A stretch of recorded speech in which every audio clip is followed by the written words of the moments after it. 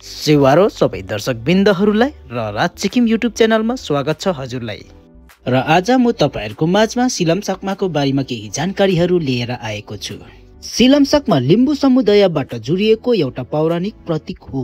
यो एक लिम्बू जातिहरूको संस्कृति झल्काउने ठूलो पहिचान हो। साथै यसको अर्थ पनि छ सिलम सक्मा भन्नाले मृत्युको बाटो रोक्नु हो। सी भन्नाले मृत्यु, लाम भन्नाले बाटो र सक्मा भन्नाले रोक्नु। अर्को शब्दमा बुझ्नु हो भने मृत्युद्वार बन्द गर्नु हो र कुनै नराम्रो घटनालाई रोक्नु पनि बुझिन्छ। इतिहास अनुसार सिलम सक्मा 9 स्टेप्समा हुनुपर्ने छ, तर समयको परिवर्तन अनुसार मानिसले थुप्रै किसिमको बनाउन लागे। यदि 9 स्टेप्सको अर्थ जान्नु मन छ भने कमेन्टमा लेखिदिनुहोस् होला। हेर्नुहोस्, अब यो मेरो भिडियो सिलम सक्मा कसरी बनाउँछ त तपाईहरुलाई सुरुदेखि अन्तसम्म देखाउने छु। सुरुमा त तपाईलाई मलिबासको टुक्रा चाहिन्छ, किनभने मलिबास अरु बास भन्दा धेरै बलियो हुन्छ र तपाईले कत्रो बनाउनु हुने त्यसको मुताबिक पिस पिस गरेर झिरा झिरा गर्नुहोस्। अनि तपाईलाई भिन्दा भिन्दा खालको धागोहरु चाहिन्छ।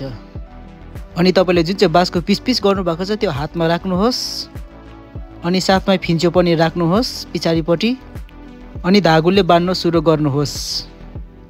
पछाडीपट्टि सेफ्टी पिन राखेकोलाई मज्जाले बेटार्नुहोस् है। धागोले वरिपरि गरेर बेटार्नुहोस् र एकदम जोगेर गर्नुहोस् है। यो सेफ्टी पिनले घोत्नु पनि सक्छ तपाईलाई। त्यसको बादमा यहाँ तपाईले यसरी नै घुमाइरहनुहोस्।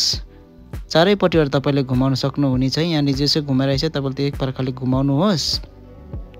यसरी नै तपाईले 15-20 फन्का जस्तो घुमाएपछि चाहिँ यो एकदमै बलियो हुन्छ है। र यसलाई चारैपट्टिबाट घुमाउनु पर्ने हुन्छ, एकपट्टिबाट मात्रै चाहिँ घुमाउनु हुँदैन।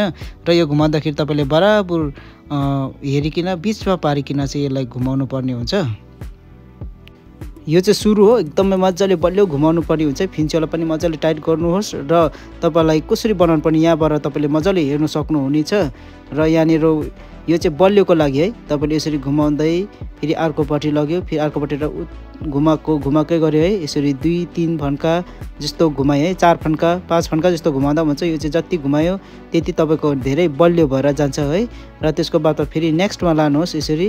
यो चाहिँ तपाईको जब कलर चेन्ज गर्छ त्यति बेला चाहिँ यसरी थुप्रै घुमाउनु पर्ने हुन्छ। र यो चाहिँ कलर चेन्ज गरिसकेर फेरि यसरी घुमाउँदाखेरि चाहिँ सिंगल यसरी नै घुमाउनु सक्नुहुन्छ तपाईले। सजिलो यसरी लगेर तपाईले यो प्रकार चाहिँ तपाईको एकदमै सजिलो हुन्छ है। अनि त्यो पर्पल कलर देख्नुहुन्छ त्यो चाहिँ अर्को मुनिपट्टिको है। त्यो भए त्यो कलरलाई माथि ल्याउनु सक्नुहुन्छ है। र यसरी नै तपाईले सजिलो प्रकारले घुमाएर यसरी नै घुमाइरहेछ है। मजाले हेर्नुहोस्। र घुमाइसकेपछि त्यो सबै गरिसकेपछि चाहिँ तपाईले यो धागोको डल्ला हुन्छ यसलाई चाहिँ लामो बनाइकिन चाहिँ यसरी बान्नुहोस् है। तपाईले कति बनाउनु हुने यसरी टक टक बान्नुहोस् है। यो चाहिँ के को लागि भन्दाखेरि चाहिँ अहिले तपाईले देखिहाल्नु हुनेछ। मजाले हेर्नुहोस् है। यसरी बान्नुहोस्, मजाले भन्दा पनि एकदम बल लगाएर बान्नुहोस्। र यसरी बल लगाएर बान्दाखेरि चाहिँ तपाईको फुस्किँदैन। यस्तो बनाएपछि चाहिँ तपाईले सिजर चाहिन्छ है। र कैँचीले चाहिँ यसलाई चाहिँ बीचमा काट्नुहोस् है। र यसरी काटेपछि चाहिँ यसको डल्लो डल्लो बनिन्छ है। यसलाई यसरी यो डल्लो डल्लो बनाइसकेपछि चाहिँ तपाईले यसलाई सिजरले मजाले भित्रबाट लगाइकिन चाहिँ काट्नुहोस्। र काटिसकेपछि तपाईले यस्तो बनिन्छ। र यस्तो बनेपछि तपाईले यो जुन चाहिँ अघि सिला चप्लाको स्टार्ट भएको थियो त्यहाँनिर तपाईले टुप्पामा यसरी बान्नुहोस् र यसरी घुमाउनुहोस्। र तपाईले घुमाइसकेर बलियो फिनिसिङ दिनुहोस् है। र तपाईलाई कस्तो लाग्यो यो हाम्रो सिलम सक्मा जुन चाहिँ हामीले स्कुल प्रोग्रामको लागि बनाएको है।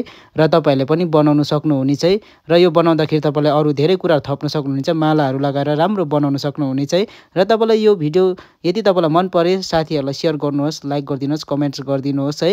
र सब्स्क्राइब गर्नु नभुल्दिनुहोस् होला। यो बनाउँदाखेरि धेरै मेहनत लागेको छ। धन्यवाद।